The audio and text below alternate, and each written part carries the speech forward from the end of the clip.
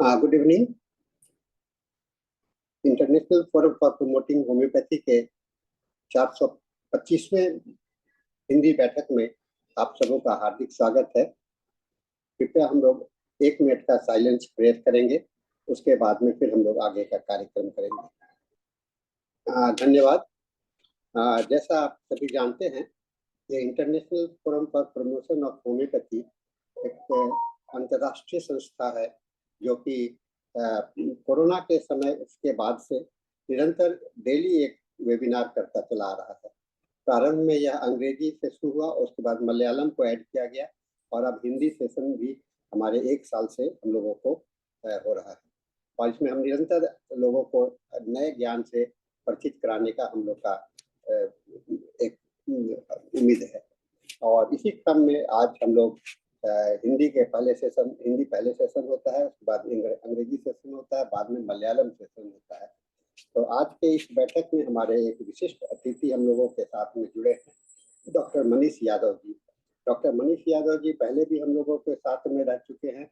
उन्होंने कई 1-2-3 लेक्चर्स मैंने सुना और काफी सुलझे हुए व्यक्ति के रूप में हम लोगों को मार्गदर्शन किया है। Doctor Manish Yadav ji the other song, जो कि राजन शंकरन जी का एक संस्थान है, उसमें एक विजिटिंग कंसल्टेंट भी हैं और वहाँ से इन्होंने ज्ञान प्राप्त किया है। इसके साथ ही डॉक्टर राजन शंकरन जैसे कई एक महारथी के साथ रह करके इन्होंने अपने को एक्सपीरियंस प्राप्त किया है। और ये भी मीरा रोड विक्रोली में इनका निजी क्लिनिक भी है, काफी व्यस्त है, काफी केस टेकिंग, एनालिसिस, सारे प्रोसेस आपने देखा होगा, किस डिटेल्स में ये बताते हैं। तो आज ये लोग कैंसर के विषय में, कैंसर को मैनेजमेंट के विषय में हम लोगों के साथ में अपना ज्ञान साझा करने जा रहे हैं, अपने ज्ञान और अनुभव को साझा करने जा रहे हैं। तो आइए आज हम लोग सुनते हैं डॉक्टर मनीष यादव जी को। डॉक्टर मनीष यादव जी का इस मंच पर हार्दिक स्वागत है और आगे मनीष यादव जी कृपया आप अपना भाषण शुरू करें, लेक्चर शुरू करें। नमस्कार आप सभी को and thank you doctor Sani ji for inviting me. I hope मेरा ऑडियो बराबर है, आपको सुनाई दे रहा है। Very good. So direct topic पे आते हैं हम लोग और 1 घंटा हम बात करेंगे, कुछ 40-50 मिनट का ये सेशन में करूंगा आप लोगों के साथ। और आज का जो टॉपिक है वो बेसिकली है कि कैंसर मैनेजमेंट। सो जैसे कि मैं काफी समय से इन पेशेंट्स लोग के साथ मतलब इनको डील कर रहा हूँ, तो इसके अलग अलग सेगमेंट्स हैं और कैंसर में आई थिंक कैंसर को मैनेज करना, क्यों ये टॉपिक दिया मैंने, मतलब जब डॉक्टर साहनी ने पूछा तो मैंने कहा कैंसर मैनेजमेंट करते हैं, क्योंकि मुझे ऐसा लगता है कि कैंसर को मैनेज करना ही बहुत बड़ा काम है। अगर हम उसको सही ढंग से कर सकें तो बहुत जबरदस्त रिजल्ट और बहुत अच्छे से हम लोगों को हेल्प कर सकते हैं। तो आज मैं आपके समक्ष एक केस प्रेजेंट करूंगा और उसका पूरा एनालिसिस दिखाऊंगा। वीडियोस है मेरे पास, उसके रिपोर्ट्स वगैरह सारे हैं और वो किस प्रकार से केस आया मेरे पास और मैं उसमें क्या एक्सपेक्ट कर रहा था और मैं उसमें क्या कर पाया एज अ होम्योपैथिक डॉक्टर और किस तरह से मैंने अपना थिंकिंग प्रोसेस उसमें लगाया। तो मेरा आइडिया यहाँ पे सिर्फ ये है कि मैं आप सबको शेयर कर सकूं कि मेरा जो थिंकिंग प्रोसेस है, जो मैंने सीखा है इतने सालों से, वो मैं कैसे यूटिलाइज करता हूँ और मैं कैसे फॉलोअप को मैनेज करता हूँ स्टेप बाय स्टेप। तो हम डायरेक्टली चलते हैं लेक्चर पे। तो 2 मिनट दीजिए।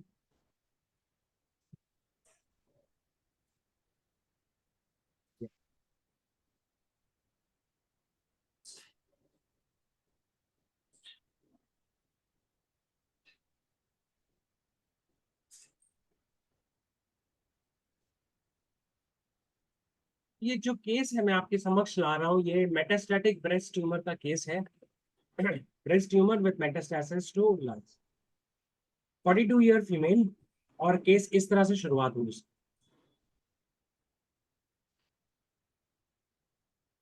तो 9 तारीख को, 9 जनवरी, आप ऊपर ना डेट्स देख सकते हैं, मैं डेट्स बार बार नहीं बताऊंगा, बट आप देखोगे कि ये डेट्स 15-15 दिन के, एक महीने के डेट्स ऑलरेडी आपको दिख रहे हैं। तो जनवरी में मैंने इसको देखना स्टार्ट किया था, ये पेशेंट को 2023 में।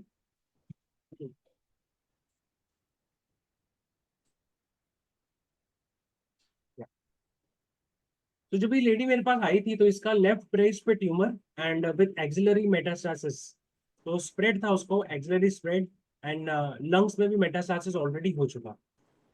केस एक्चुअली ऐसा है कि 2017 में, देखो मैं ये पेशेंट को देख रहा हूँ 2023 में, पर 2017 में ये ऑलरेडी इसको 6 कीमो एंड देन सर्जरी हो चुका है। फिर देख 6 chemo then surgery then 2 chemo and then radiation, ये ऑलरेडी हो चुका था, ये ऑलरेडी एक ट्रीटेड केस था। और उसके बाद में इसका रिकरेंस हुआ और वो मेटास्टासिस लंग्स में हो गया, और उसी के हिसाब से ये लेडी यहाँ पे ट्रीटमेंट के लिए आई। तो अभी क्या दिक्कत है, फिलहाल उसकी दिक्कत क्या थी, उसको लास्ट 6 महीने से सांस में दिक्कत होने लगी, और सांस में दिक्कत होने की वजह से फिर उसने इन्वेस्टिगेशन कराया, और फिर वो टाटा हॉस्पिटल में आके उसने अपने आप को दिखाया, एंड देन वहां से उसका डायग्नोसिस पूरा चालू हुआ। तो आप समझ सकते हैं रेस्पिरेशन डिफिकल्टी इसलिए आई क्योंकि उसका लंग्स में ऑलरेडी स्प्रेड हो चुका है। अगर आपने मेरे पुराने लेक्चर्स देखे हैं या आपने मेरे वीडियोस देखे होंगे यूट्यूब पे या कहीं भी मुझे सुना होगा, तो मैं हमेशा एक बात बार बार दोहराता रहता हूँ, अफोरिज्म नंबर 5, हैनमैन का अफोरिज्म नंबर 5, जहाँ पे वो बताते हैं कि कॉज कितना इंपॉर्टेंट है, अक्यूट में फंडामेंटल एक्साइटिंग कॉज और क्रॉनिक में फंडामेंटल कॉज। सो पेशेंट जब मेरे पास आता है कभी भी, मैं कभी भी माइंड में या कहीं भी उसके जनरल सिम्टम में ना जाते हुए, मैं हमेशा ये जानने की कोशिश करता हूँ कि इसका ये कंप्लेंट शुरू क्यों हुआ, कैसे हुआ, इवोल्यूशन कैसा हुआ, चाहे बीमारी का बोलो चाहे किसी भी स्टेट का बोलो, क्योंकि वो तो ऑलरेडी ट्रीटमेंट लेके चली गई थी, तो अचानक से डिस्कम्फर्ट चालू कैसे हुआ, जिसको आप एलिमेंट्स फ्रॉम भी कह सकते हैं बेसिकली। सो जब मैं पूछता गया पीछे पीछे जाता गया, तो मुझे ये मालूम पड़ा कि उसने कहा मैं गिर गई थी, एक्चुअली रेनी वेदर था, और ये ना विलेज लेडी है, मतलब ये बंगाल के किसी विलेज में ये लोग रहते हैं, बड़ी लोअर मिडिल क्लास या पुअर सेक्शन से ये लेडी बिलोंग करती है, तो गांव में रहते हैं। और ये शायद बारिश का सीजन था, फ्लोर वेट था, वो कुछ काम कर रही थी और वो स्लिप हो गई, स्लिप होके गिर गई, और गिरने का जो था वो साइड में गिरी, मतलब लेफ्ट हैंड साइड में गिर के, और वहां पे उसको चोट लगी। फिर आफ्टर द फॉल, मतलब जब फॉल हुआ उस वक्त तो मुझे शोल्डर पेन हुआ, आफ्टर फॉल शोल्डर पेन 8 साल तक, till 1 year I kept taking medicine. मतलब उसने क्या किया, वो मेडिसिन लेती रही, मतलब 1 साल तक वो दवा एलोपैथी यहाँ वहां से पेन किलर्स लेती रही, और फिर बोलती है उसके बाद वो पेन धीरे धीरे जो भी हुआ, मगर मेरा डिस्कम्फर्ट डिस्पनिया जो है वो स्टार्ट हुआ, और अल्टीमेटली अब जाके उसका जो डायग्नोसिस है वो है कि प्लूरल एफ्यूजन हो रहा है। एक्चुअली सांस की तकलीफ क्यों हो रही है, क्योंकि इसके फेफड़ों में पानी जम जा रहा है, प्लूरल एफ्यूजन हो रहा है, और इसका मेन कारण ऑफकोर्स उसका कैंसर। और अभी कीमोथेरेपी चल रही है, और फिर मैं आपके पास आई हूँ। तो अब यहाँ पे मेरे लिए एक सवाल है, जब मैं ऐसे पेशेंट देखता हूँ, ऑफकोर्स मैं उनको कीमो के लिए रोक नहीं सकता, रेडिएशन के लिए रोक नहीं सकता, क्योंकि मेरे बोलने से वो रुकेंगे नहीं। और दूसरा मेरे पास ऐसा ऑप्शन भी नहीं है कि मैं ऐसा बोल सकूँ, राइट, एज अ होम्योपैथ और एज अ फिजिशियन, और मैं उनको समझा सकता हूँ। और मुझे ये चीज़ पता है कि कीमो रेडिएशन का साइड इफेक्ट्स बहुत ज़्यादा होता है, और ऑलरेडी ये ले चुकी है, और एलोपैथिक सिस्टम में तो प्रोटोकॉल्स वो फॉलो करेंगे करेंगे। तो मैंने ये सोचा कि मैं इसको देखता हूँ मैं कितना इसको रिलीफ दे सकता हूँ। अगर कीमोथेरेपी से ठीक होता है तो अच्छी बात है, बट जहाँ की मुझे शंका था कि नहीं उतना होगा, इसका एफ्यूजन बढ़ते जा रहा है, तो क्या होम्योपैथी उसको डिस्कम्फर्ट्स कम कर सकती है क्या? बस मैंने इसी हिसाब से ये केस को लिया था, और मैंने कहा स्टेप बाय स्टेप मैं ये चीज फॉलो करता हूँ। कंटिन्यू करते हैं उसके केस में। तो उसको प्लूरल एफ्यूजन है, प्लूरिसी है, सांस लेने में दर्द होता है, तकलीफ होती है, पेन होता है चेस्ट में, बहुत सारा आप समझ सकते हैं कि प्लूरिसी में बहुत पेन होता है। तो उसको पेन है, चेस्ट में पेन होता है, बैक में पेन होता है, चेस्ट में बहुत हैवीनेस रहता है। जब जब वो चलती है या फिर ऊपर चढ़ना होता है सीढ़ियों में, तब उसको बहुत सांस में तकलीफ होती है। और उसने एक चीज कहा कि मुझे राइट साइड में ना सोने से बड़ा आराम मिलता है, भले मे भी शायद ये मोडालिटी हो सकता था, पर उसका लेफ्ट साइड ना ऑपरेटेड था। तो मुझे इसलिए ये समझ में नहीं आया कि मैं इसको मोडालिटी लूं कि ना लूं, क्योंकि लेफ्ट में अगर ऑपरेटेड है, आप समझ सकते हैं वहां पे डिस्कम्फर्ट ऑलरेडी होगा, है ना। तो इसके लिए वो राइट साइड सो रही है, तो मैंने लिख के रखा, मैंने कहा देखते हैं। फिर और जो कंप्लेंट्स है उसके, स्लीपलेसनेस, कहती मुझे नींद नहीं आती, मैं रात रात भर जागती रहती हूँ, 2-3 घंटा 4 घंटा में सोती हूँ, आंखों से नींद मेरी गायब है। और एक चीज, ऑफकोर्स मैं आपको न्यू केस का वीडियो भी दिखा नहीं सकता, बट जैसे वो पेशेंट एंट्री करे, मैं अभी ऑर्गेनोन पढ़ रहा था कुछ ही दिन पहले, रिवाइज कर रहा था, मैंने काफी सारे जगह पे एक चीज देखा, इनफैक्ट बोगर साइनेप्टिक की अगर आप पढ़ें या बाकी चीजें पढ़ें, आपको एक चीज समझ में आएगा कि जो ऑब्जेक्टिव सिम्टम्स होता है, एक सिम्टम सब्जेक्टिव है जो पेशेंट खुद बोलता है, मगर कुछ सिम्टम ऑब्जेक्टिव होते हैं। तो एज ए होम्योपैथिक डॉक्टर हमने अपना जो स्किल है ऑब्जेक्टिव सिम्टम्स को पकड़ने के लिए सीखना चाहिए। तो एक जो सबसे बड़ा ऑब्जेक्टिव सिम्टम मैंने इसमें पाया वो था लाफिंग। वो लेडी जैसे ही उसने एंट्री किया तब से वो स्माइल करे जा रही थी, हंस हंस के बोल रही थी, हंस हंस के बोल रही थी, वो दर्द भी हंस हंस के बता रही थी। तो जब 15-20 मिनट हुआ केस के अंदर तो मुझे समझा कि यार ये हंस बहुत रही है। और जब भी पेशेंट हंसता है, स्माइल करता है, इसका मतलब है कि 90% ऑफ द टाइम उसके पीछे कोई ना कोई स्टोरी है। कोई ट्रॉमा की स्टोरी है, कोई हेटरेट की स्टोरी है, कोई सैडनेस की स्टोरी है, कुछ तो मेंटल ट्रॉमा उसके अंदर होगा ही होगा, या ग्रीफ होगा, सैडनेस होगा। फिर मैंने उसको पूछना चालू किया मेंटल से, तो वहां मुझे मिला कि मुझे बहुत एंजाइटी है, बहुत फियर है, मैं अकेली रहती हूँ। 42 ईयर्स की लेडी है, उसका शादी नहीं हुआ, मैं अकेली रहती हूँ, मैं मेरी मदर के साथ रहती हूँ, और मेरे पास कोई भी नहीं है इस दुनिया में। और ये बोलते बोलते वो रोने लगी। 4 सिस्टर्स हैं, सबकी शादियां हो गई हैं, बट मैं शादी नहीं कर पाई, नहीं हो पाया, क्योंकि मेरे फादर जो थे वो 7 साल, मैं जब 7 साल की थी तब वो एक्सपायर हो गए। मुझे इंसोम्निया है, तो मुझे ना ये जो नींद नहीं आती है ना, इंसोम्निया, ये एंजाइटी की वजह से, ये जो मुझे बहुत टेंशन लगता है, अब आगे क्या होगा, कैसे होगा। मदर है, अगर मदर भी अभी एज हो गई उसकी, वो चली जाएगी तो मेरे साथ कौन रहेगा। तो बहुत अकेलापन, बहुत फोरसेकन फीलिंग, बहुत डिजर्टेड फीलिंग उसके अंदर आ रही थी, और बोलती यही सोच सोच के मेरे को नींद नहीं आती। अब मैं वहां से मेंटल सिम्टम से फिर फिजिकल जनरल्स पे आया, और वहां पे मुझे मिला क्रेविंग फॉर वेजिटेबल। और ऑफ कोर्स आपको पता है क्रेविंग किस तरह से पूछते हैं। तो जब उसने, मैंने पूछा क्या पसंद है आपको, तो वेजिटेबल्स में बहुत खुश होके, बहुत एक्साइटेड होके बोला मुझे सब्जियां बहुत पसंद है, मीट मेरे को जरा भी पसंद नहीं। अब मेरे लिए ये बहुत कैरेक्टरिस्टिक था, क्यों? क्योंकि ये बंगाली लेडी है, डिस्ट्रिक्ट गांव से आई है, बंगाली लेडी, और कोई बंगाली पेशेंट अगर बोले कि मुझे मांस मच्छन मच्छी और मटन नहीं पसंद है, मीट नहीं पसंद है, कि वो कैरेक्टरिस्टिक हो जाता है एक तरह से। तो ये चीज मैंने नोट किया कि यार ये कैसे फिश नहीं खाती, फिश कैसे नहीं पसंद इसको। थर्स्टलेस, अर्लियर बोलती है पहले मैं चिली थी, मतलब ठंडा लगता था, अब मैं हॉट हो गई हूँ, मतलब मे भी शायद इतना कीमोथेरेपी ट्रीटमेंट चला तो उसके थर्मल्स चेंज हो गए जो reliable. Past history, cancer breast जो हमने बताया उसको पहले हुआ था 36 की एज में, बस और कुछ नहीं। Continue. I didn't get marry and took whole responsibility. वो कहती मैं बड़ी हूँ, मैंने फादर चले गए थे, फाइनेंशियल कंडीशन अच्छी नहीं थी, मैंने शादी नहीं करी, मैंने पूरी जिम्मेदारी अपने ऊपर उठाई, यंगर सिस्टर सारे की मैनेज करती मैंने। नेचर, तो मुझे ना घर में रहना बहुत पसंद है, मेरा खुद का कोई चॉइस नहीं है, मैं कभी कोई चॉइस एक्सप्रेस नहीं करती हूँ, जो मिल गया सही है। कच्चा रोटी मिल गया तो भी खा लूंगी, नमक रोटी मिल गया तो भी खा लूंगी। मैंने आज तक जिंदगी में, हालांकि कोई था भी नहीं मेरे पास, बट आज तक जिंदगी में मैंने कभी मेरा चॉइस नहीं बोला कि मुझे ये चीज चाहिए। और मुझे सच में पता नहीं है कि मेरे पास चॉइस है कि नहीं। मैं अकेले रहती हूँ, और पूरी जिंदगी लगता है मैं अकेले रहूंगी। और मुझे समझ में आया कि लेडी ना बड़ी नॉन एक्सप्रेसिव है, मीन्स इतना ग्रीफ, ट्रॉमा, सैडनेस, लाफिंग होने के बावजूद कुछ एक्सप्रेशंस नहीं आ रहे थे। तो ये मैंने पॉइंट ऑब्जेक्टिव सिम्टम फिर एक को लिखा कि नॉन एक्सप्रेसिव। और पेशेंट ने भी कंफर्म किया कि मैं आपके सामने पता नहीं क्यों इतना बात कर रही हूँ, मैं जनरली इतना बात कभी भी नहीं करती। 4 सेकेंड फादर डाइड अर्ली जो इंसिडेंट था, और उसको बहुत लोनलीनेस, बहुत 4 सेकेंड फीलिंग बहुत ज्यादा थी। मैं एडजस्ट करती हूँ मेरे सराउंडिंग्स में। अब मैंने फिर इसको रेपेटाइज करना चालू, और जनरली मैं कैंट रेपेटरी और बीबीसीआर इसको बहुत ज्यादा यूज करता हूँ। और जब बहुत जनरल सिम्टम मुझे मिलते हैं, फिजिकल जनरल्स मिलते हैं, तो मैं कैंट की तरफ ज्यादा जाता हूँ। जब मोडालिटीज और कॉन्कोमेटेंट ज्यादा मिलते हैं तो बॉर्निंग मॉसन देखता हूँ, या अक्यूट में बॉर्निंग मॉसन यूज करता हूँ।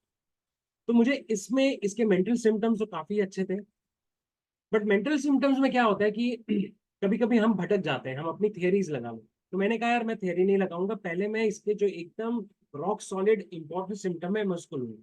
वो क्या था? Desire for vegetable and aversion to meat.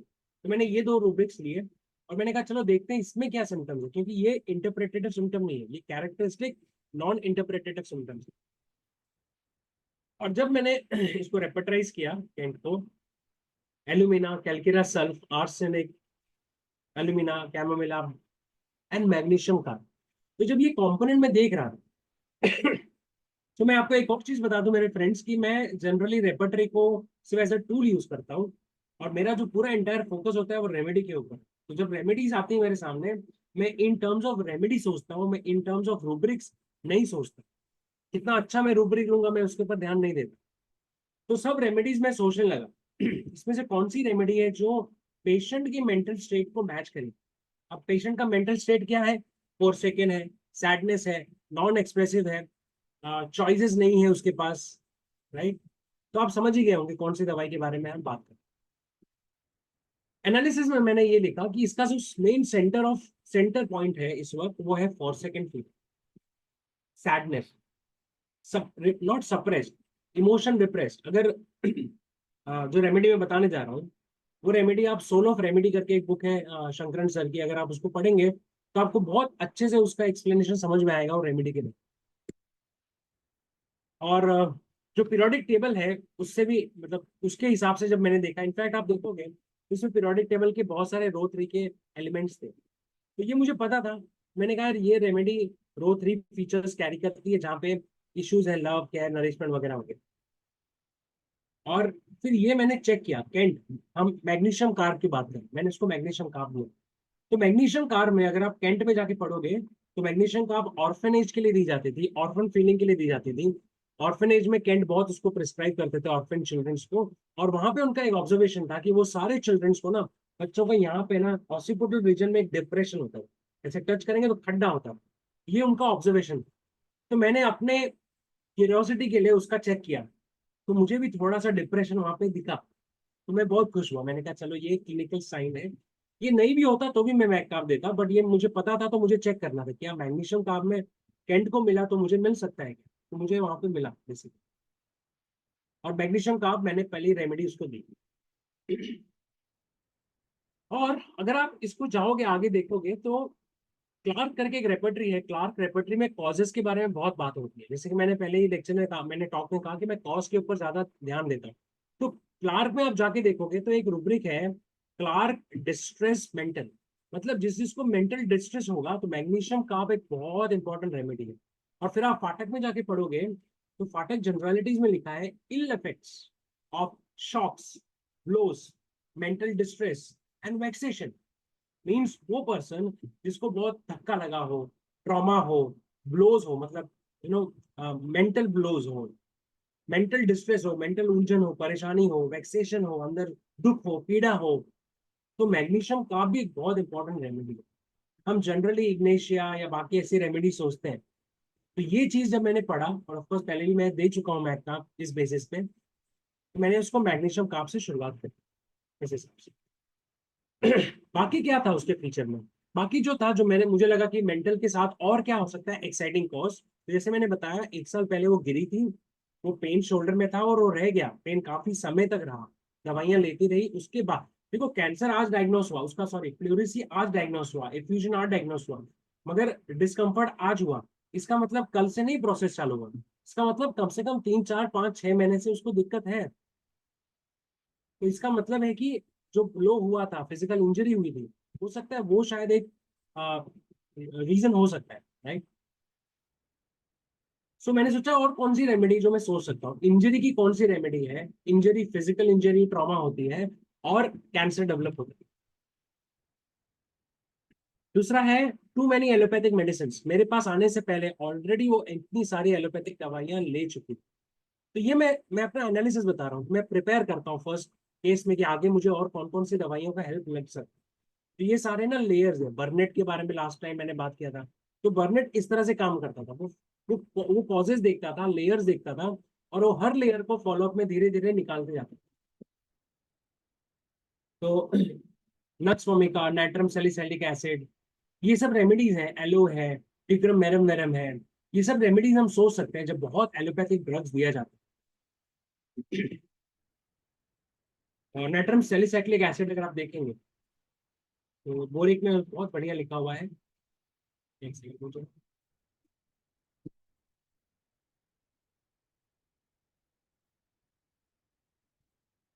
तो अगर आप यहाँ देखोगे, यहाँ लिखा है nitrum salicylic acid is the main remedy for it. This is the main analgesic. जो पेन किलर्स लिया ना उसने, पेन किलर्स एनाल्जेसिक है। तो जब बहुत एनाल्जेसिक लिया होता है तो salicylic acid, nitrum salicylic acid, और एनाल्जेसिक इज सैलिसाइक्लिक एसिड, और उसमें नाइट्रम का कंपोनेंट है। तो ये रो 3 में ऑलरेडी दे रहा हूँ, नाइट्रम, मैग्नीशियम, म्यूर, ये सब आजू बाजू की रेमेडीज। तो मेरा प्रिस्क्रिप्शन सबसे पहले था, मैंने इसको salicylic, natrum salicylic acid 30 PD for 1 week दिया, क्योंकि मुझे पहले वो पॉज उसका निकालना। तो इतनी सारी दवाइयां वो ले रही है, कीमोथेरेपी भी चल रहा है। 1 हफ्ते के बाद मैग्नीशियम का 1 ml water dilution TDS for 3 days after 1 week. And उसके साथ में कालीफॉस मैंने कंटिन्यू रखा। कालीफॉस क्यों? क्योंकि मेंटल स्ट्रेस है, एक सपोर्टिव रेमेडी बायोकेमिक, ये मैंने शुरुआत की। अब आगे देखो, क्योंकि तो हो गया बेसिक। अब उसके बाद आगे जैसे जैसे केस बढ़ेगा आप देखोगे बहुत सारी चीजें होंगी। तो लेडी मेरे पास आती है, हर 15 दिन में फॉलोअप है उसका। बोलती है मुझे नींद अभी भी नहीं आ रही है, स्लीपलेसनेस परसिस्ट। मेरे को थोड़ा सा रिलीफ हुआ है, जो पेन था ना मुझे थोड़ा सा लग रहा है, मुझे थोड़ा सा आराम है। बट मैं इमोशनली बहुत बेटर हूँ। मुझे मन मेरा बहुत अच्छा लग रहा है, वो दुख नहीं लग रहा, सैडनेस नहीं लग रहा। फिर मैंने यहाँ लिखा प्लूरल एफ्यूजन हुआ। तो मैं, तो यहाँ हुआ क्या उसके साथ, स्लीपलेसनेस भले अभी है, माइल्ड पेन, थोड़ा सा रेमेडी काम की। तो मैंने सोचा थोड़ा शायद मेरी रेमेडी काम की, बट ये डीप रेमेडी नहीं गई, मतलब उसने टच नहीं किया पेशेंट को।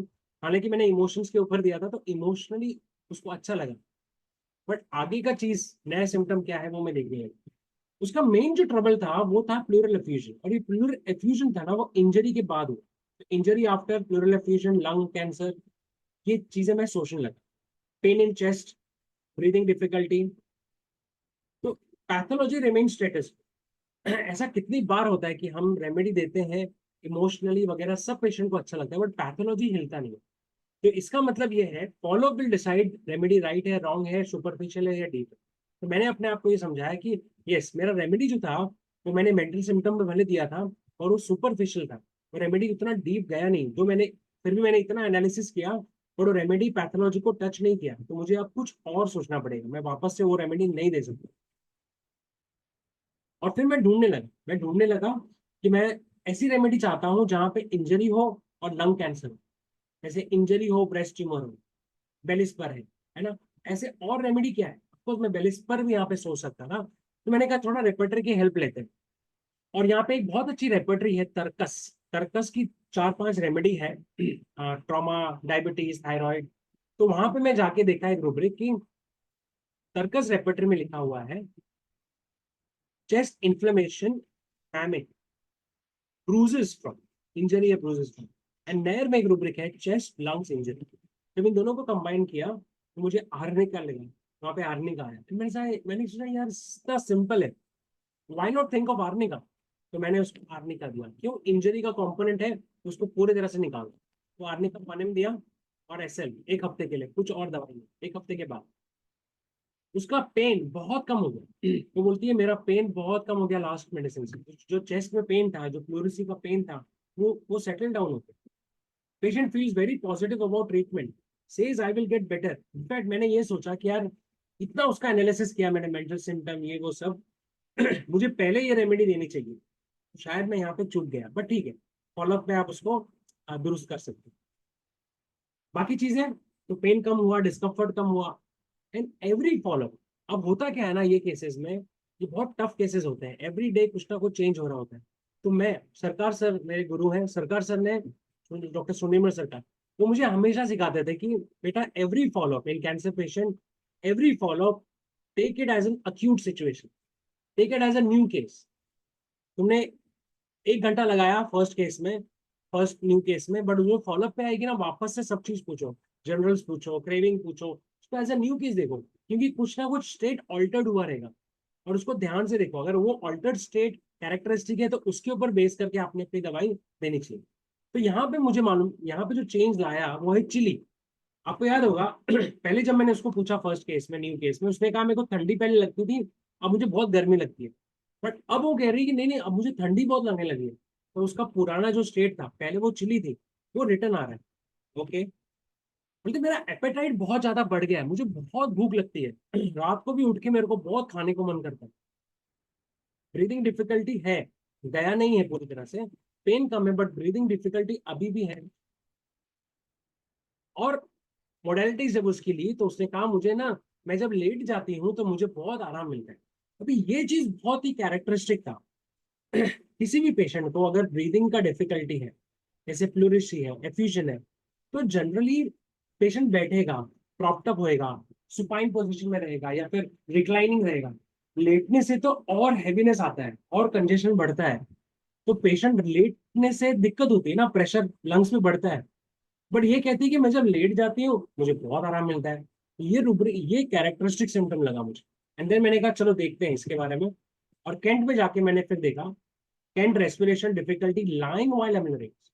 अब यहाँ पे 10 रेमेडी है, वापस से वही काम, सेंटर इज रेमेडी। तो मैं रेमेडी के बारे में सोचने लगा और यहाँ पे मेरा ध्यान गया सोराइनम के ऊपर, जो कि 3 मार्क्स है।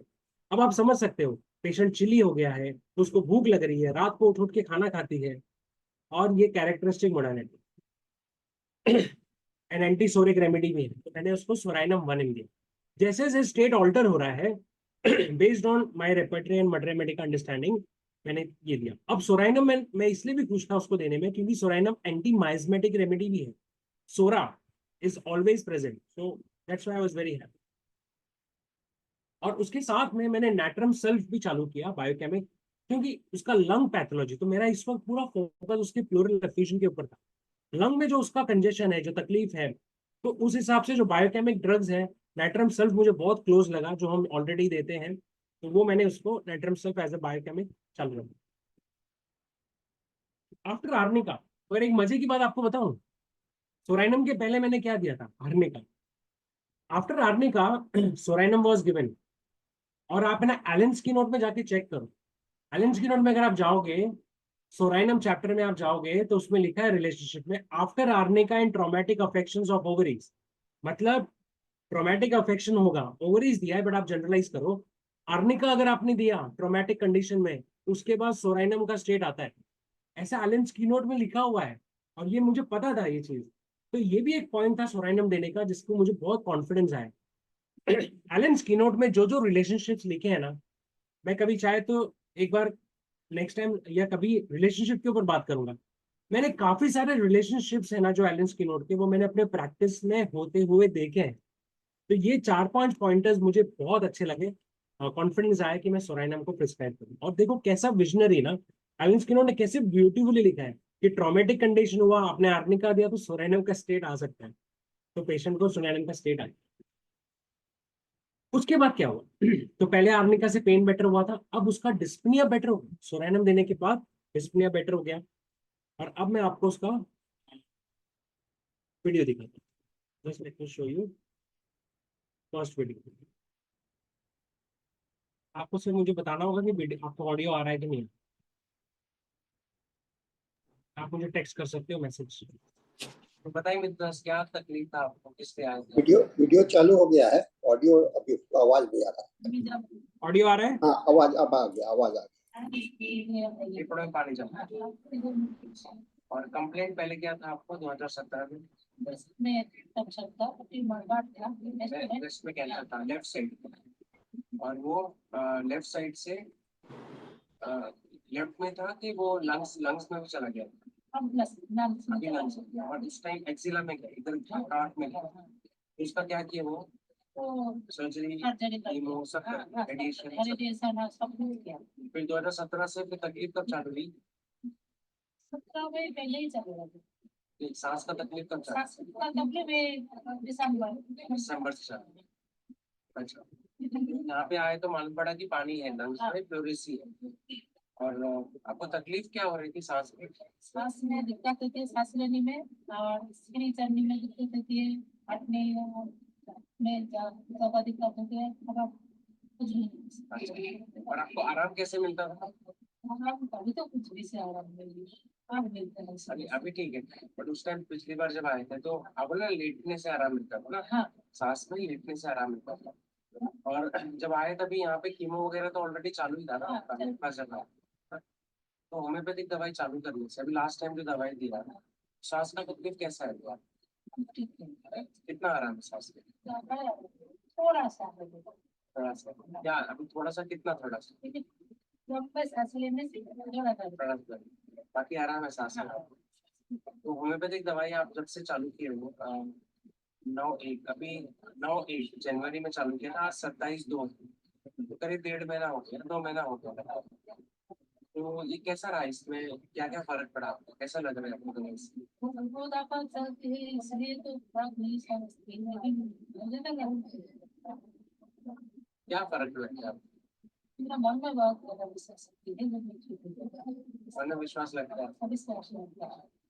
और ये छाती में भी तो आराम मिला ना? हाँ, क्योंकि कीमो भी चल रहा था, फिर भी आपको सांस में नहीं दिक्कत कम नहीं हो रहा था, है ना? बराबर ना? और लास्ट में जब दवाई दिया तो वो सब आराम हो। मन मिजाज अभी कैसा रहता है आपका? आप बहुत उदास रहते थे, बहुत, वो सब कैसा है? सबका भी ठीक है, अगर चिपका हो गया सब पैसे का घर में तो ये नहीं है, कोई कमाने वाले नहीं। नहीं है। आप बताओ तो मुझे दिया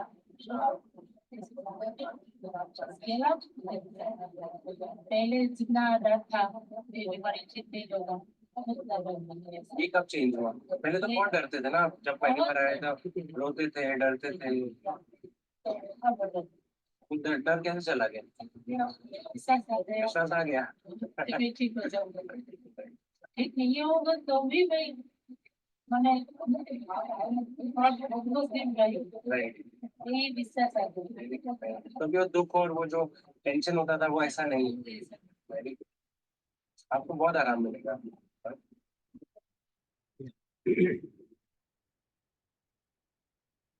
Let us come back to the slide. तो क्या केस खत्म हो गया? नहीं, केस अभी खत्म नहीं हुआ।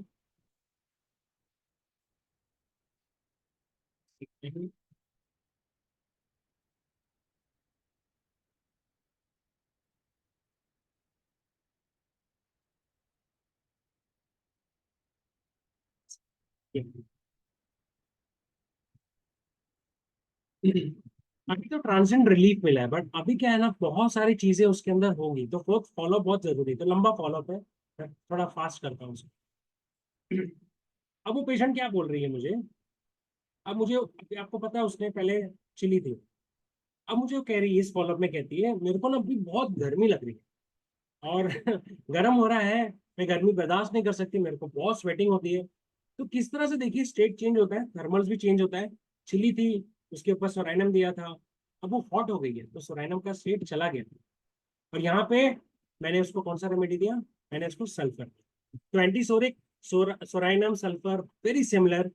चिली होगा, सारा स्टेट सोरिक मैनिफेस्टेशन है, तो सोराइनम, हॉट होगा तो सल्फर। तो उस इंडिकेशन से deep antipsoric Hellman, according Hellman, sulphur मैंने उसको रिकमेंड किया एज एन एंटीसोरिक मार्च में। अब क्या हुआ इसके बाद? एंटीसोरिक, डीप एंटीसोरिक माइasmatic रेमेडी देने के बाद सोराइनम सल्फर जो भी है। अब मार्च में जब आई तो मुझे कहती है अब मेरे को प्लूरल एफ्यूजन का तकलीफ नहीं हो रहा। एक्चुअली क्या हो रहा था, जब से वो मेरे पास आई उसके पहले भी टैपिंग हुआ था, बीच में भी टैपिंग हुआ, जब से दवाइयां स्टार्ट हो गई उसका पेन डिस्कम्फर्ट जैसे से कम होता गया। देखो, पेन कम हुआ, डिस्कम्फर्ट कम हुआ, इसका मतलब है कि उसमें जो पानी भर रहा था वो भी कम हुआ। अगर वो इन्फ्लेमेशन और वाटर कलेक्शन रहेगा तो पेन डिस्कम्फर्ट ऑटोमेटिक रहेगा। तो जब वो लास्ट फॉलोअप में कह रही थी मुझे पेन कम हुआ, मेरा डिस्कम्फर्ट कम हुआ, तो एक्चुअली उसका एफ्यूजन कम हो रहा है। तो अभी उसने जब रिपोर्ट्स निकाला तो कहती है डॉक्टर कह रहे हैं मुझे अभी एफ्यूजन नहीं हो रहा है और मैं बहुत आराम हूँ। पहले मुझे हर 2 महीने में 3-3 बार टैपिंग कराना पड़ता था, अब उतना जरूरत नहीं है। अब मैं चल सकती हूँ 7 फ्लोर तक, टाटा हॉस्पिटल में ऊपर नीचे जाना होता है, बोलती 7 फ्लोर तक मैं ऊपर चलती हूँ। पहले मैं 1 फ्लोर भी नहीं चल सकती थी।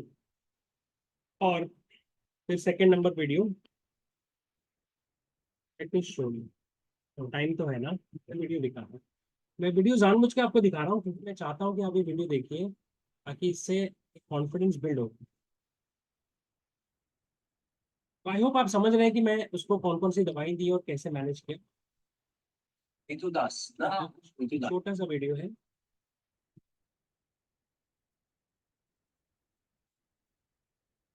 मुझे टाइम लग रहा है इसको शेयर करने में, बट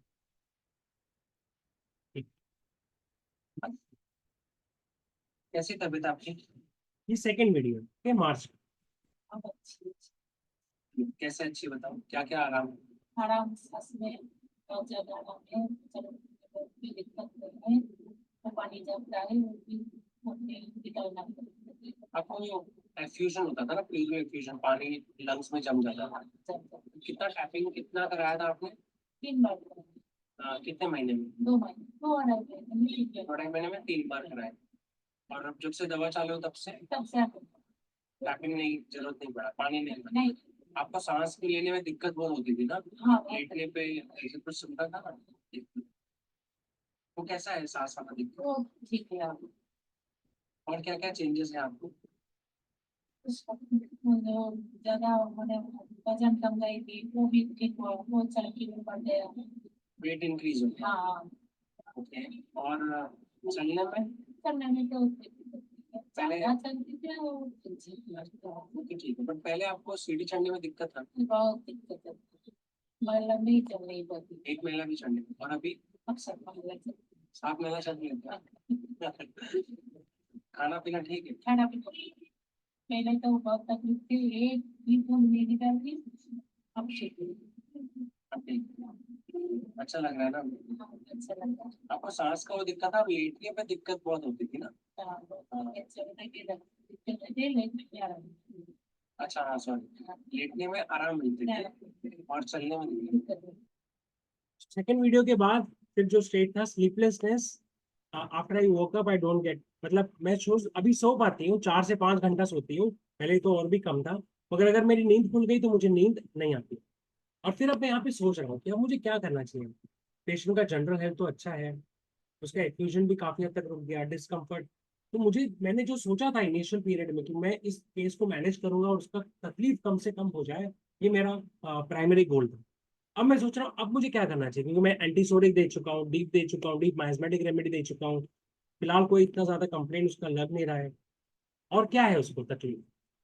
तो इस वक्त जो तकलीफ है एक्चुअली उसको, वो सिर्फ इंसोम्निया वाली है। 4 से 5 घंटे सो रही है वो, मगर उससे ज्यादा नींद नहीं आ रही है, और बार बार वो नींद के बारे में पहले भी उसका एक कंप्लेंट था, ये भी एक बहुत बड़ा लेयर है। और उसकी कोई मोडालिटी नहीं है ना, उसकी कोई भी मोडालिटीज नहीं है। और ये इंसोम्निया जो है वो परसिस्टेंट है। तो परसिस्टेंट इंसोम्निया अगर आप सर्च करोगे, थूजा इज द रेमेडी। तो आप जाके बोरिक में देखोगे स्लीप में, वहां लिखा है, एक वर्ड लिखा है, परसिस्टेंट इंसोम्निया, मतलब परसिस्ट, इंसोम्निया परसिस्ट रहता है, thuja is the remedy. Of course बाकी इंडिकेशन होने चाहिए। फिर मैं सोच रहा हूँ क्या मैं इसको मैकटाप दे दूं या मैगम्यूर दे दूं। मैं ऐसे सोच रहा हूँ कि मैं थूजा दे दूं, राइट, अपना थिंकिंग प्रोसेस आपको बता। तो मैंने कहा नहीं, मुझे ना री इन्वेस्टिगेट करना चाहिए वापस से प्रेजेंट स्टेट, कि और कोई सिम्टम्स हैं क्या अभी इस फॉलो। तो मैंने और इसको पूछना चालू किया। तो मुझे लिए बड़ा आसान था, मैं थूजा दे सकता था, और मैं या मैक का रिपीट कर सकता था, मैगम्यूर दे सकता था। पर मैंने कहा नहीं, मुझे सरकार सर ने जो बोला था वो मुझे याद। मैंने कहा नहीं, मैं वापस से री इन्वेस्टिगेट करूंगा, अगर वो रेमेडी का इंडिकेशन आया तो मैं रेमेडी दूंगा, otherwise then I will change. मैंने कहा, फिर मैंने फ्रेश केस उसका वापस से लिया। थर्सलेस बोलती मुझे प्यास बिल्कुल नहीं लगती, रो पता नहीं क्या हो गया, वेजिटेबल का क्रेविंग अभी भी है उसको। मैं बहुत इमोशनल हो जाती हूँ, बहुत ज्यादा इमोशनल हो जाती हूँ, मुझे बहुत रोना आता है, वीपिंग स्पेल्स टू मच, इतना रोना आता है पूछो मत, छोटी छोटी बातों पे मुझे रोना आता है। मेरा स्लीप बहुत शॉर्ट है, sleepless and after waking no sleep जो बताया उसमें। मैं बात करना चाहती हूँ लोगों से, वांट टू टॉक, एंड मैं जब बात करती हूँ लोगों से तो मुझे बड़ा हल्का लगता है। कंसोलेशन, कोई आके बात करे तो मुझे अच्छा लगता है, बट कोई है नहीं, तो इसलिए मैं जाके दोस्ती बनाती हूँ या अपनी बातें शेयर करती हूँ। रोती हूँ तो रोने से हल्का होता है, बात करने से हल्का होता है, कंसोलेशन से आराम मिलता है। आई होप आप समझ रहे हैं कौन सी रेमेडी का indication. It's a very simple case. तो मैं क्या कर रहा हूँ, जो चीज आ रही है ना सामने सामने, उसको मैं लेते जा।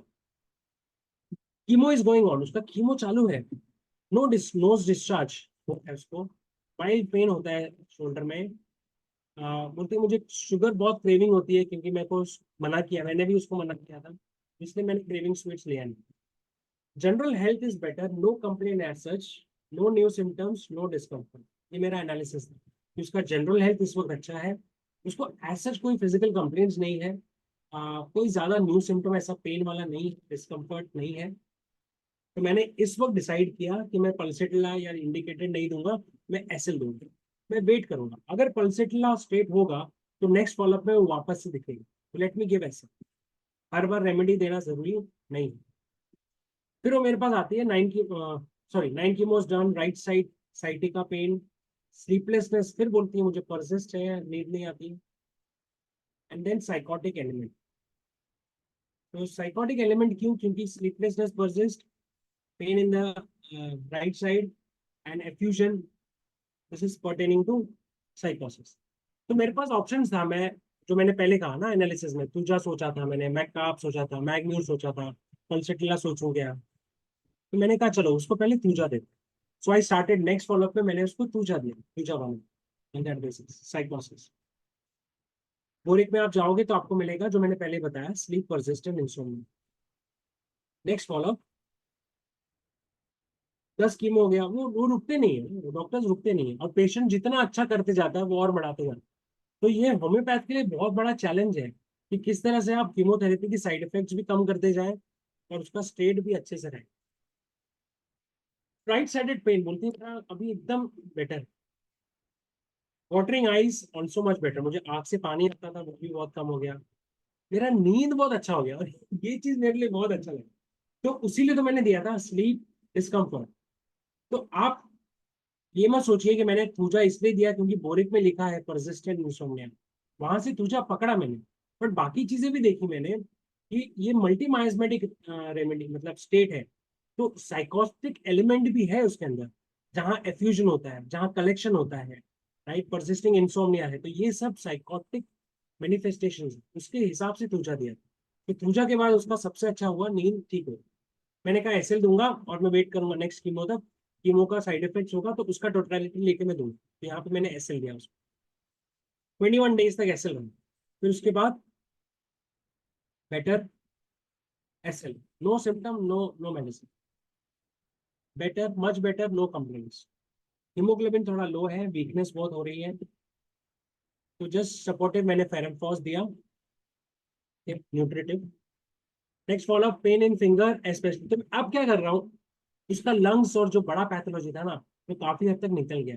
अब जो भी स्कीमों के साइड इफेक्ट्स हो रहे हैं, न्यूरालजिया होगा, नर्व में होगा, वो सब मैं देख के सुपरफिशियल रेमेडीज को दूंगा हेल्प करने की। अब वो कहती है मुझे पेन होता है फिंगर में, स्पेशली मॉर्निंग जब मैं उठती हूँ तो मुझे बहुत दर्द होता है मेरे उंगलियों में। चेस्ट बैक में भी पेन होता है, क्योंकि अगर मैं एसी को एक्सपोज हो जाती हूँ तो मेरे को चेस्ट और बैक बोन्स में बहुत पेन होता है। तो यहाँ पे मैंने कार्सिनोसिन सोचा उसको देने की। क्यों? क्योंकि कैंसर का हिस्ट्री है, और तो इस हिसाब से मैंने कहा चलो भी ना, लेट्स गिव वन मोर नोसोर। मैं ऑफकोर्स ये पेन वाला टोटलिटी लेके रेस्ट्रॉक्स, गलकामारा या ऐसी कोई रेमेडी सोच सकता था, पर मैंने कहा नहीं, इंटरकरेंट देते हैं, क्योंकि हमेशा याद रखिए क्योर एक टर्म है ना, क्योर, बर्नेट हमेशा बोलते हैं क्योर जो है वो तभी होगा जब डिस्पोजिशन जाए। एक होता है डिस्पोजिशन, एक होता है outer symptoms. Outer symptoms change होते रहेंगे, रेस्ट्रॉक्स, पल्सिटिला, ये वो सब चेंज होता रहेगा, उसको आपको एड्रेस करना है। बट जब आप माइजम का थियरी पढ़ोगे तो आपको समझ में आएगा कि आप सुपरफिशियल प्रीडोमिनेंट सिम्टम देखिए, बट वो कहाँ से आ रहा है उसको भी देखिए, पीछे का सोर्स क्या है। तो नोसोड जॉइक रेमेडीज, नोसोड्स के बारे में हमेशा क्रॉनिक केसेस में सोचते रहना चाहिए। तो पूजा में आपने देखा होगा जब जब उसको नोसोड गया, सोराइनम गया, सल्फर गया, ऑन इंडिकेशन पूजा गया, कितना ट्रांसफॉर्मेशन हुआ। और यहाँ पे मैंने सोचा यार इसको कैंसर का हिस्ट्री, कोई ज्यादा सिम्टम्स इतने आ नहीं रहे हैं, and best way to give nosode is when things are settle down, तो ज्यादा टर्मोइल ना हो बॉडी में, सिम्टम्स थोड़े ठीक ठाक हो, पेशेंट थोड़ा स्टेबल हो, वो राइट समय है देने की। तो वहां पे मैंने कार्सिनोसिन इंटरव्यू किया, और साथ में calcarea phos biochemic, because joint pains वगैरह था, this is just as a nutri.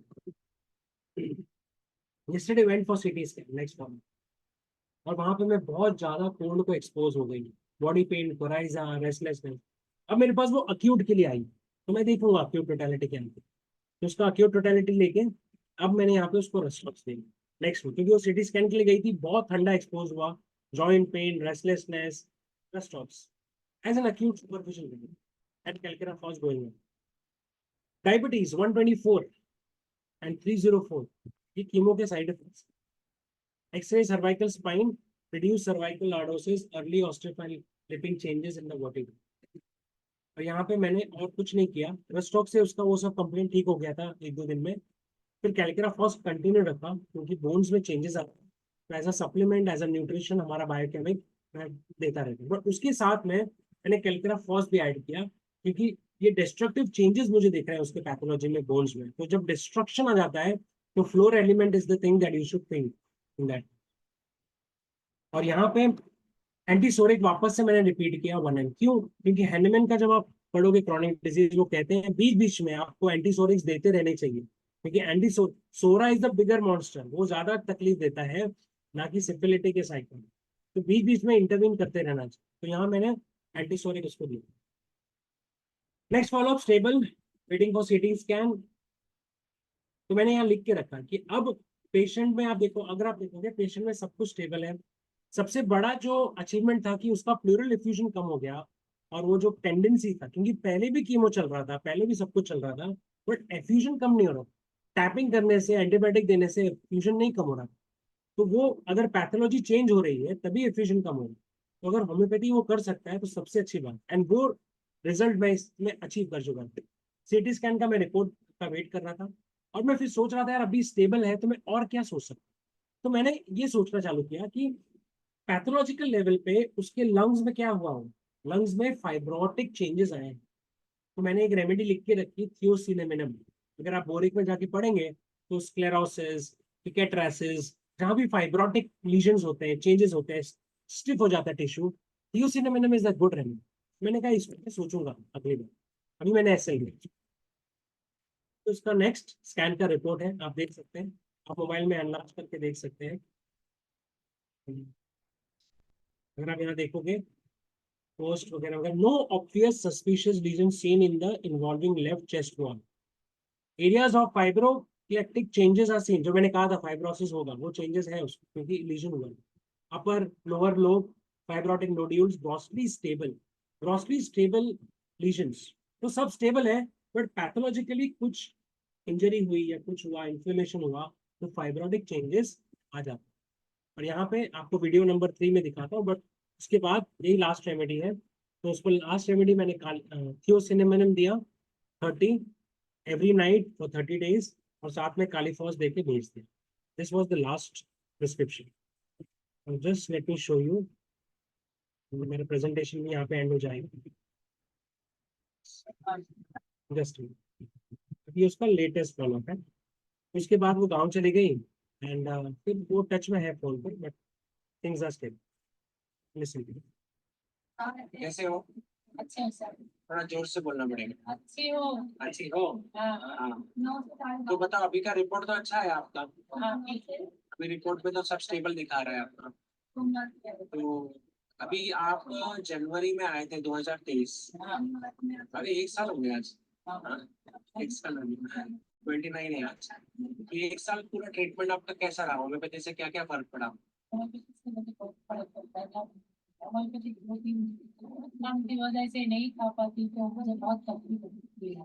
मेरे को एनर्जी नहीं मिलती, मुझे दवा खाने को मुझे बहुत एनर्जी मिलती है। मुझे लगता है ऐसे खाना खाने से गैस हो जाती है तो ये दवा खाने की वो तो ठीक हो जाती है। अच्छा, आपको फेफड़े में पानी भर गया था ना? हाँ। पहले आपको फीवर था, ब्रेस्ट ट्यूमर तो ऑपरेट हो गया था। आप जब मेरे पास आए तब फेफड़े में पानी भर गया। तो वो सब कैसा रहा आपका? वो सब ठीक है सर, अब सांस कष्ट भी नहीं होती, काशी भी नहीं होती, कुछ भी नहीं। चलने फिरने से भी तकलीफ नहीं होती है सर। ज्यादा चलने से थोड़ा थका रहता है। वो सांस लेने का तकलीफ, पानी वगैरह वो तो दवा से कम हो गया ना पूरा? लंग्स में जो पानी था नहीं जमे सर, 1 साल में भी नहीं। 1 साल में जमा नहीं हुआ। पहले तो बहुत टैपिंग करना पड़ता था ना, बार बार हर 2-2 महीने में टैपिंग करते थे, वो सब नहीं हो रहा है। एक बार एक बार निकाल लिया, उसके 10 दिन बाद 8 निकाल लिया, उसके 10 दिन बाद 8 निकाले। पहले ऐसा होता था। और आपको दुख बहुत लगता था, वो सब कैसा है? वो ठीक है सर। ठीक है, पहले बहुत रोते थे। आपसे मिलने के बाद वो ठीक है। ठीक हो गया। अच्छे से समझ गया तो मुझे समझ आ गया तो बारिश से लग रहा है। या हाँ तो पहले ऐसे बताया ना कि मुझे बहुत मैं ठीक नहीं हूँ। हाँ अब तो लगती है। अभी गाँव जाएंगे ना? हाँ अभी 2 महीने का दे दो। 2 महीने का सर 2 महीने का, 1 महीने का। 1 महीने को दीजिए। माय फ्रेंड्स, मेरा प्रेजेंटेशन यहाँ खत्म हो गया है। मुझे पता है मैंने बहुत फास्ट किया है प्रेजेंटेशन, क्योंकि मुझे 1 घंटे में इसको वाइंड अप करना था। तो ये इस तरह से ये केस मैंने आपको दिखाया जहाँ मैनेजमेंट हुआ। और बेसिकली अगर आप देखोगे तो आप मेरे अगर टॉक्स को सुन रहे होंगे तो आपको बहुत सारे इंडिकेशंस वगैरह मिले होंगे इसके अंदर कि मैं किस तरह से सोचता हूँ और क्या क्या चीज़ें मैंने इसमें यूटिलाइज की। अगर किसी के सवाल हैं तो हमारे पास है 10 मिनट, 8 मिनट आप पूछ सकते हो। Otherwise I am done with. Thank you doctor सानी, थैंक यू। या doctor Dhanush. I I arrange. I think there is some problem with sir. Hello, sir. I am making you unmute, sir. Please unmute, sir. He's not able to unmute himself. Okay. Yes. Yeah. So I was just waiting for, I was muted, and because I have changed the post to you. Yes, sir. बहुत अच्छा रहा। एक चीज जो आपने शुरू किया बहुत मुझे रिमार्केबल लगा कि आपका जो ऑब्जर्वेशन कैपेसिटी है, और प्लस आपने जो देखा कि वेजिटेरियन के लिए, सॉरी वेजिटेबल बहुत पसंद है और बंगाली लेडी है, और नॉन वेज के लिए उसे एवर्सन है। तो ये एक सिचुएशनल अंडरस्टैंडिंग बहुत ही इम्पोर्टेंट फेनोमेना है, जिसको कि आपको केस को शुरू करने के लिए, और ये मुझे बहुत अच्छा लगा। दूसरी बात कि जो पूरे फॉलोअप के दौरान में कई एक स्टेप बाय स्टेप प्रोग्रेसिंग, खास करके कैंसर जैसे क्रॉनिक डिजीज में जहाँ की इनक्योरेबल माना जाता है, इसे ऑलमोस्ट मेटास्टैटिस सारे चीज हो चुके हैं।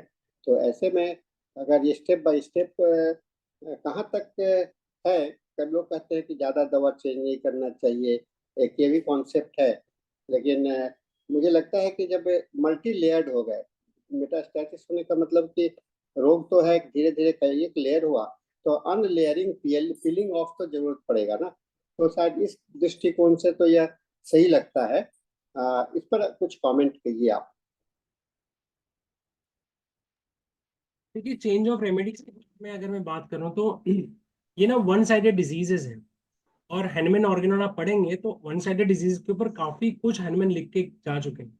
और जब स्पेसिफिकली कैंसर जैसे कंडीशन को आप डील करते हो, जैसे आपने यूज किया वर्ड यूज किया मल्टी लेयर्ड, तो माइजमेटिक लेयर तो है ही, बट उसके साथ में हाइड्रोजेनिक लेयर्स भी हैं, ड्रग पैथोलॉजी है, तो ये सब मिक्स्ड है, इसलिए बहुत सारे इंडिकेशंस आते हैं।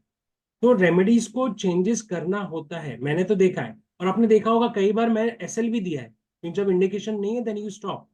बट आप एक दवा देख के आराम से सो नहीं सकते, तो वो उसके लिए बहुत विजिलेंट होना चाहिए। हमने, जैसे मैंने आपको सरकार सर का नाम लेके बोला कि ये मैंने उनसे सीखा है कि हर फॉलोअप को बहुत विजिलेंट होके देखिए आप, क्योंकि आपका मेन काम है पेशेंट को रिलीफ देना।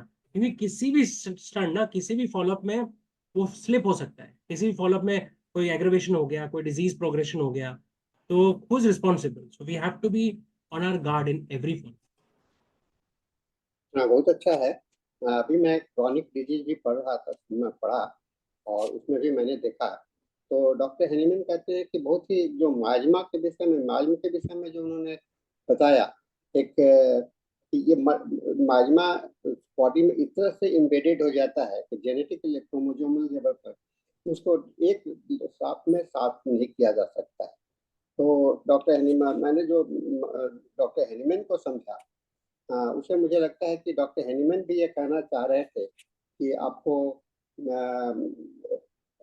कुछ दवा को सिचुएशनल, जो कि आप सुने सरकार साहब से मेरी भी बात होती रहती है, काफ़ी हम लोग के कलीग हैं, और कलकत्ता में भी जाते हो तो उनसे मुलाकात होती है। हम लोग के कॉलेज से ही उन्होंने एमडी भी किया है, पटना से ही, तो मुझे काफ़ी बात होती है। शंकर साहब से भी मेरी बातें काफ़ी हुई है। तो मुझे लगता है कि ये सारे चीज़ को देखने के बाद में अनुभव बहुत इम्पोर्टेंट होता है, और यह अनुभव जो है इसको हम लोग कहते हैं कि एक थ्योरेटिकल होना और एक प्रैक्टिकल होना। तो थ्योरेटिकली अगर आप अपने आप को बायस्ड कर लेंगे, फिर एक सिंगल मेडिसिन देके ही छोड़ देंगे, तो शायद मुझे लगता है कि हाँ ठीक है, अगर सिंगल लेयर डिजीज होता, मैंने जैसा कि डॉक्टर हेनीमैन ने भी कहा कि सिंगल लेयर डिजीज के लिए तो जो अब यह है ठीक हो गया, वहां पर आपको दोबारा दूसरी दवा देने की जरूरत नहीं होगी। लेकिन जब वो मल्टी लेयर्ड हो गया तो लेयर बाय लेयर हम लोग इतने इंसाइटफुल नहीं है कि हम लोग सारे लेयर को एक साथ देख लें। अगर वो संभव होता तो शायद हम लोग एक ही दवा से ठीक कर लेते। ये चीज है, इंसाइटफुल होना और ह्यूमैनिटी, हम लोग का ह्यूमन बींग्स होना, ये दोनों दो बात हो जाता है। मनुष्य का जो लिमिटेशंस है उसको अगर स्वीकार नहीं करेंगे, तो थ्योरेटिकली रहेंगे, इमेजिनेशंस पर चलेंगे, तो रोग हमको लगता है कि नहीं ठीक होगा। और किन्हीं को हम लोग के पास में 3 मिनट और है, अगर कोई और कोई पूछना चाहते हैं तो, या कुछ अपने कमेंट्स ऐड करना चाहते हैं, क्योंकि मुझे डॉक्टर मनीष का जो प्रेजेंटेशन से केस को जिस तरह से इन्होंने एक्सप्लेन किया है, वह इतने रियलिटी को इन्होंने एक्सप्रेस किया, और इनका एक्सप्लेन करने का तरीका भी मुझे काफ़ी अच्छा लग रहा है। तो पहले भी हर एक लेक्चर्स में मैं बहुत अप्रिशिएट करता हूँ इनको, इनके प्रेजेंटेशंस को। कोई और लोग चाहते हैं, अगर 2 मिनट और बच गया, हम लोग चेंज करेंगे सेशन। और मनीष जी से बहुत समय लेना भी मुश्किल होता है ना। मैं काफ़ी समय के बाद में इनसे बोला, और संडे इनके लिए फ्री डे होता है, और संडे को संयोग से हमारे दर्शक कुछ कम हो जाते हैं, और आज तो और भी कम हो गए हैं, क्योंकि इंडिया पाकिस्तान मैच है। हाँ, नहीं, पाकिस्तान मैच भी है और मोदी साहब का शपथ ग्रहण भी है, तो कुछ ठीक है, चलिए। लेकिन ये वीडियो तो लोग काफ़ी वॉच करते हैं, हम लोग चैनल पर देखेंगे तो वहाँ वीडियो बहुत ही लोगों ने अप्रिशिएट किया है, लाइक भी आया है, बहुत सारे उसमें आते रहते हैं। इंटरनेशनल फोरम जो वीडियो चैनल है उस पर आप ये सब चाहते, मैं इंडिविजुअली स्पीकर्स को भेज देता हूँ, लेकिन जो लोग वीडियो देखना चाहते हैं वो वहाँ पर जा कर के भी देख सकते हैं। ग्रुप में प्रेजेंट किया जाता है, कुछ वीडियो डाला जाता है, लेकिन सभी संभव नहीं है। लेकिन यूट्यूब पर आपको कई एक सालों का वीडियो एकत्रित मिलेगा, जिसको अभी सुनना चाहिए। बहुत बड़ा लाइब्रेरी बन चुका है हम लोगों का वीडियो का, और हम आप सोच सकते हैं कि अंग्रेजी के हम लोग 1400 दिन पूरे होने जा रहे हैं, माने कि 1400 वीडियो, और इंग्लिश के हम लोग आज जो हमने बताया, हिंदी के 425 दिन हमारे कंटिन्यूअस हो गए हैं। तो ये सिलसिला चलता रहेगा, और हम लोग इसी तरह से साथ सुनते रहेंगे। और मैं चाहूँगा कि मनीष जी बार बार आएँ, और हम लोगों को इसी तरह से एक एक केस के माध्यम से, एक केस ही बहुत अच्छा है, कोई मल्टीपल केस दिखला करके हम ये बताना नहीं चाहते हैं कि मैं बहुत बड़ा हीरो हूँ, है ना। एक केस में ही आप हीरो हैं, है ना, एक केस में ही हीरो हैं, और एक केस में ही आपने बहुत अच्छा से एक्सप्लेन किया है। तो थैंक यू मनीष जी, हम लोग का समय समाप्त हो चुका है, और हम लोग हैंड ओवर करते हैं डॉक्टर धनेश जी को। एंड फिर से आइए, मैं आपका पुनः स्वागत करता हूँ। So time is up now, Dr. Dhanesh, and now you can take over the charge for your English session, and you